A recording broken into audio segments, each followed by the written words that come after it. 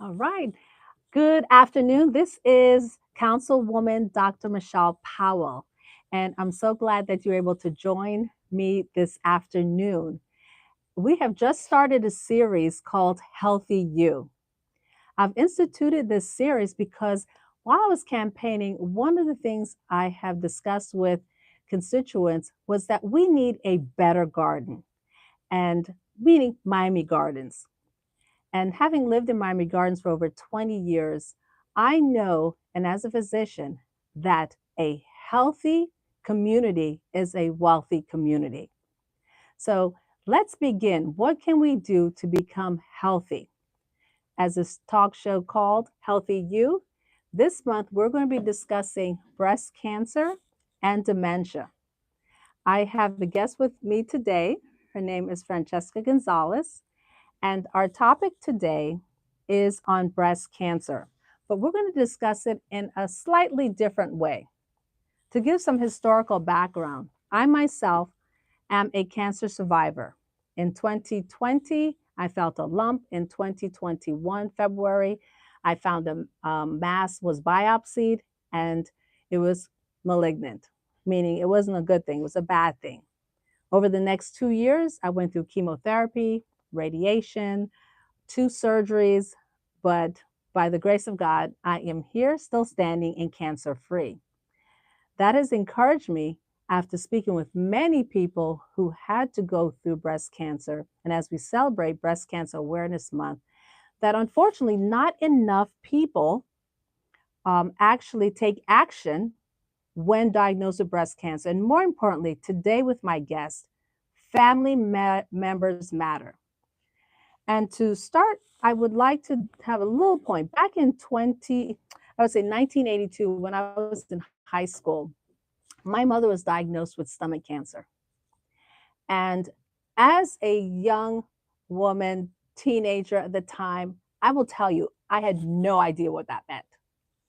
All I knew is that my mom went in the hospital and she was there. She came home, she was sick, and she did not work. And my mom was a worker. She had 3 jobs constantly, and she could not work for at least 3 months. She lost a lot of weight. She probably weighed 180 and she came down to about 125 pounds. And as a young teenager, I didn't know what was going on, and no one spoke to me. My guest today is Francesca Gonzalez, and I would like you to tell me a little bit about your story as it relates to breast cancer and having a family member with cancer. um, I guess I can start by saying it's, not uncommon, the story.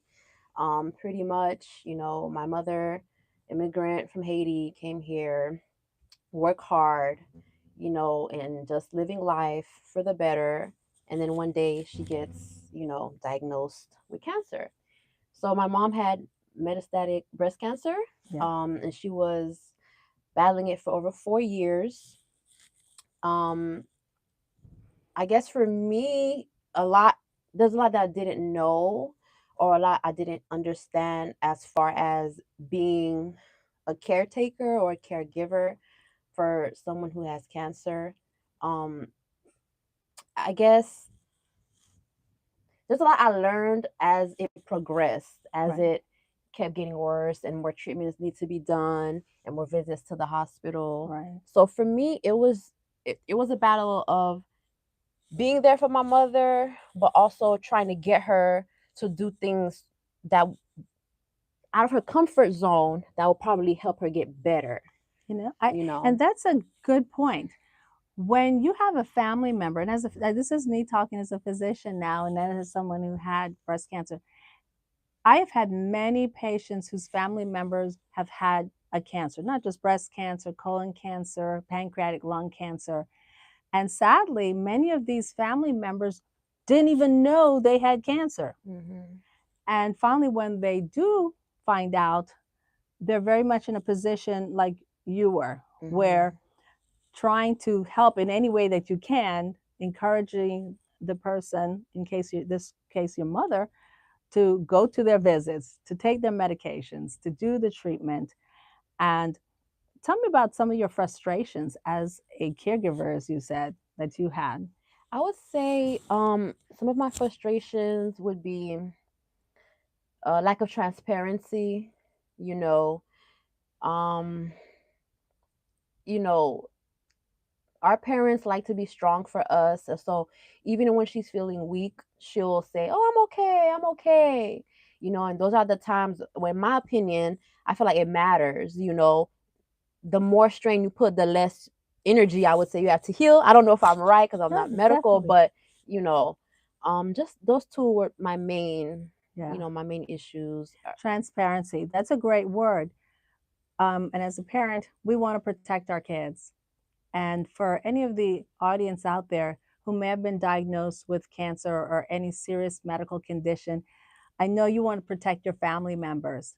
But what happens when you try to protect people, in the long run, it causes more damage because when you reach a place and they don't know what's going on because they were never informed, it becomes more complicated because then if you're in a place where you can't answer questions, they're going to turn to the next of kin. It might be a child, it might be a spouse, and they, that caregiver, that next of kin is frustrated and feel ashamed that they don't have the answers because they were never included in the conversation and in the treatment.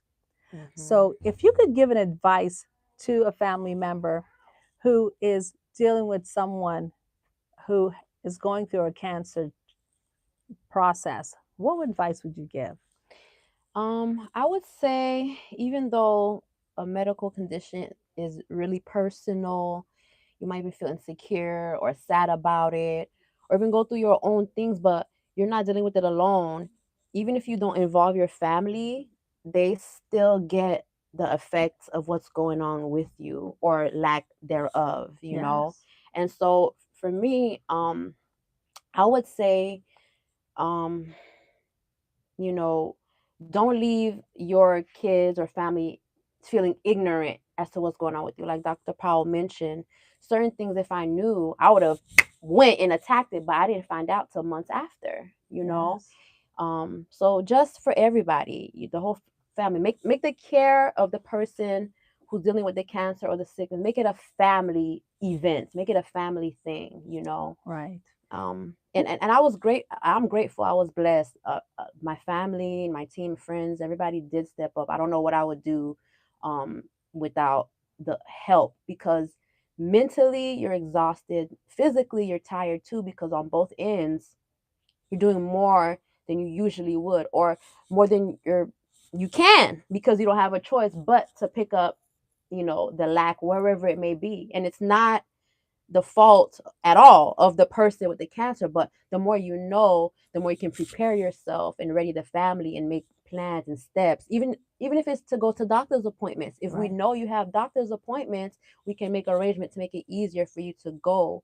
Not knowing puts unnecessary strain on the people who's supposed to be your team Right. to help you get better. And then the patient also suffers too, because they don't have the help when they actually need it Yes. you I know want to address something that I spoke with seniors earlier last week. There are two things, especially in Caribbean and African descent communities, that we do. When someone hears the word C, meaning cancer, um, one thing that we do is become fearful, Mhm. very afraid. And why? Because often cancer has been in the past linked with death. It's like you get a diagnosis of cancer and immediately your mind goes, I'm dying. Yeah. And I want to give good news to people who may still have that false belief. The majority of cancers are treatable. The majority of cancers can actually be cured. And so we went from 75% over 25 years ago survival rate with breast cancer to now 88%, which is amazing. So just getting a diagnosis of having a cancer is not a life sentence, it's not a Mhm. death sentence. So don't delay, don't wait. But dealing with caregivers and family members, I want to give three bit of advice that I would like for you to do. First of all, Pay attention to the person who's going through the cancer process. What do I mean by that? You're going to have to do a little bit more paying attention than you normally would. If you're a person who come in, hey, how you doing? You're fine. You're okay. When someone's going through that process, you may have to do a little bit more digging Probing. and a little bit more probing. You know, how be more specific with your questions. How was your day today? You know, is there something I can do for you? Because the second thing besides fear is shame. Mm-hmm. Shame and guilt related to putting burden on family members. So oftentimes, people who are going through a cancer process will not want to include, don't let the kids know, don't tell Mm-hmm. my husband, don't tell my spouse, don't tell my child, because they don't want to be a burden. Which means that when you do find out, it's important that you stay away from those terms related to making that individual have the thought process that they are being a burden. So, what I mean by that, Fran, you mentioned knowing the appointments. Be proactive. Hey, can you give me a schedule of your chemo? I'm Mm-hmm. going to put in my phone so I can make some adjustments to be there with you. Hey, when you go to the doctor, can you get your next appointment and give it to me so that I can plan for it? As opposed to saying, oh my gosh, I got to take off work. Oh Mm-hmm. my gosh, who's going to take you? Or, oh, you're going to take Uber. You know how expensive that is? Yeah. I got to be at work. Those kind of conversations create shame. It creates guilt, Mm-hmm. and it increases that feeling of being a burden. And the last thing someone who's going through treatment needs to feel is shame, guilt, and being a burden. Yeah. Yeah. Yeah. So I have a question for you. What was your experience with the healthcare system? We're going to move in as a caregiver, not as a. um, honestly, overall, I would say, my mom she loved Jackson, so that's where she wanted to go. So that's where she went. And I would say they did an amazing job overall. Um, being in the healthcare environment, professionally myself, And what is that? Just tell everybody, what is it you actually do? We're having this conversation. Yeah, her name is Frank Gonzalez, but what do you do? so I'm a health insurance broker, and I've been a healthcare medical consultant for what, over 10 years Over 10 years, yes. now. Yeah, so I work with doctors like Dr. Powell. I work with pharmacists, therapists, anybody in the healthcare field, from recruiting to operations, everything, just consultant, right? So anytime I'm in a healthcare environment, I'm always looking to see, what's going on here? What's the link to that? Where are they messing up? What can they do better? I usually don't say anything because, I'm not an auditor, even though I would love to be one. Uh-huh. But I just observed, especially because it was my mother, and it was traumatic for me. They did an excellent job. The only complaint I have is, um, I don't know what the policy or the rules are for interdepartmental communication, Mm. but it is not that great. And specifically for cancer patients, there is an ongoing issue. And I've seen this issue with other patients I've had to deal with, but also personally, my mother. There's an issue with the port. When a person gets a port inserted when they have cancer, or what, for whatever reason, I'm going to tell the yeah, audience a yeah, port is a site that they surgically implant that instead of having to put the medication through your vein in your arm, like where they draw blood, it's actually a device where they use that area to put usually the chemotherapy, the medication to treat the cancer. And it's surgically put into your skin and it remains there until after you finish receiving the chemo treatment. So tell me about that. yeah. And so I specifically spoke to her doctors and let them know, hey, my mom has a port.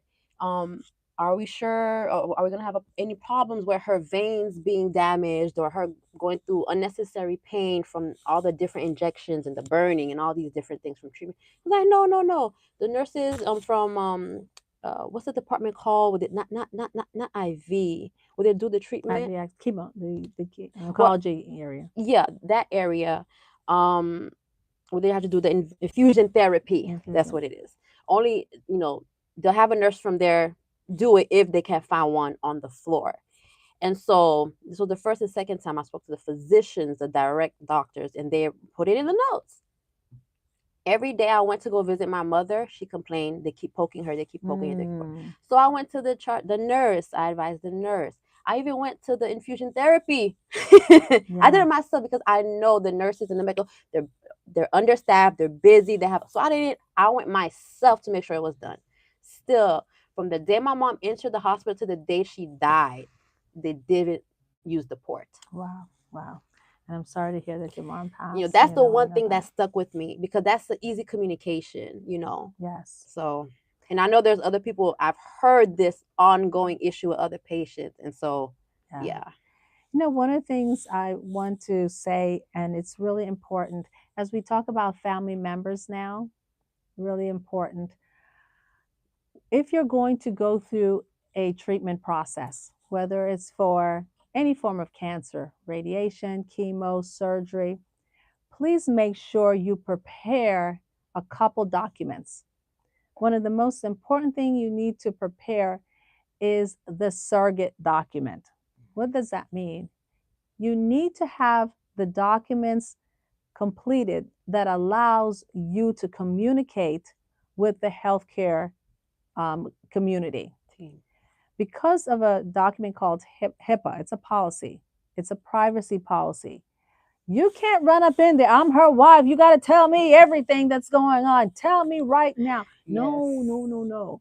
Yes. I'm her daughter, you better tell me. Unfortunately, we have to maintain the privacy. All healthcare professionals are required to maintain the privacy of the patient. And until they tell us in writing that, yes, you can speak to my spouse, my daughter, my uncle, my aunt, my best friend, do not assume you can walk in and get information.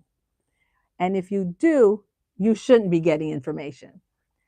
The second document that's really, really important is a power of attorney.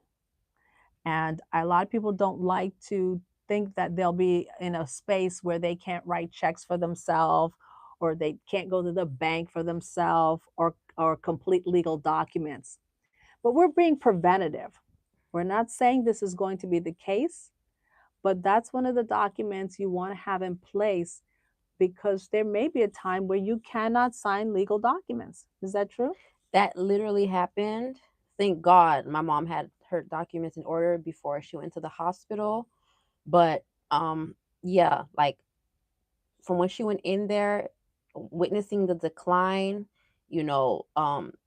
sometimes the nurses came or whoever came into her room to check on her, to ask whatever, and she was fine. And then one day she can barely hold a pencil, just like that. Yeah. Just like that. And I just thank God I was able to talk to her about everything. Yes. And she was able to do all the paperwork, like you mentioned, the power of attorney, the medical surrogate. And the most important one is an advance directive. That too. And many people don't want to have that conversation. And what's an advance directive? It simply means what you want done in case you are unable to communicate for yourself. What kind of medical treatment do you want? Do you want to be intubated? That means put a tube down your throat so you can breathe. Do you want, if your heart stops, for the team to come and start your heart again? Do you want, if you cannot eat, for them to put a tube in your stomach to artificially feed you? Do you want medications? These are questions that you can answer even if you don't have cancer, even if you've never been a day in a hospital, that you can go online, go to any doctor's office and already fill those papers out and have them, get them notarized so that your wishes are executed. Because I've seen it working in the hospital. People who have been around in 20 years come running in, and you may have had a conversation, no, I don't want any life support, and that person will fly in from Timbuktu and say, do everything, I want everything done. And they have not even communicated with that family member. And the medical staff is unable to do anything because those documents are not signed. Yeah, that's a valid point, because even with my experience, my mom didn't want all those things on her. She was, do not resuscitate. And from the day she went in there, they had the note and everything. While she could still talk, she was still saying, don't put machines on me. Don't put machines on me. If I die, let me go to heaven."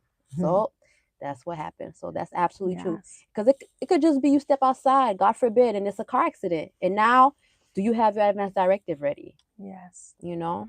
I really appreciate you coming in and talking. And I got her real quickly. She wasn't prepped for this, but she is really authentic, and she is truly a healthcare professional and a good friend. And I know the time has not been long since your mom has passed. I Yeah. loved her and I care for her. Dr. Powell and my mom got diagnosed the same month.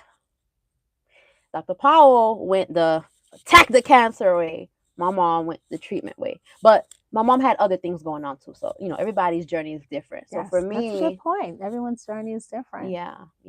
So, yeah. Yeah, and she's a blessing to me. She would give me some herbs and she'd give me things to drink and tell Fred to bring this over to my house. Yeah. But as this talk is about the process that happens to caregivers and family members, and thank you, I love you, thank you. Thank you so much for sharing this time, because I know it's really important. You were amazing. You're amazing with mom.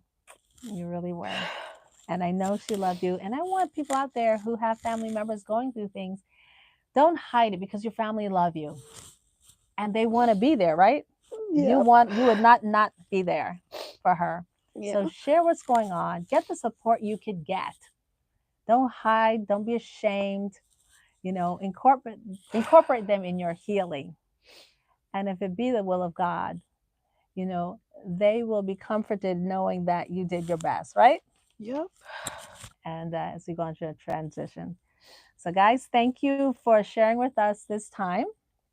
We're going to be continuing talks, and next week we're going to talk about dementia and how it occurs, how it proceeds. And we do have an event coming up called Laugh It Off, Healing Through Laughter in celebration of breast cancer.